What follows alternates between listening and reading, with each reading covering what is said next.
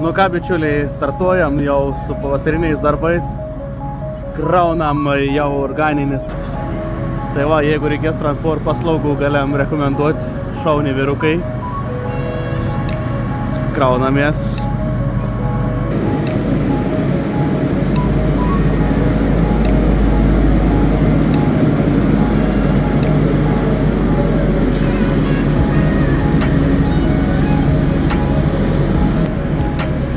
Na va, turim tokį trašelę.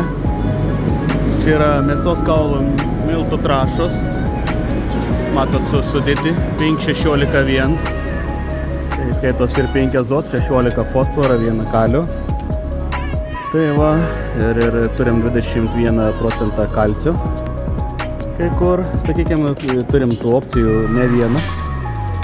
Tai va, sudėtis čia. Nu, pasižiūrėkime, kaip atrodo. Va, granulė ir visa, sakykime, kaip ir vienoda. Smulkios frakcijos nėra.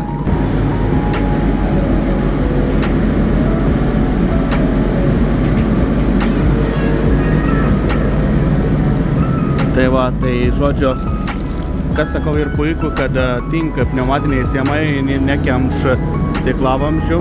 Tai va, startuojamės po truputėlį su vežimais, kad spėtumėm aprūpinti ūkininkus būtent jau trąšomis. Čia bus būtent skirta ankštinių kultūroms sėt. Tai va, tai laukit tęsinių iš laukų.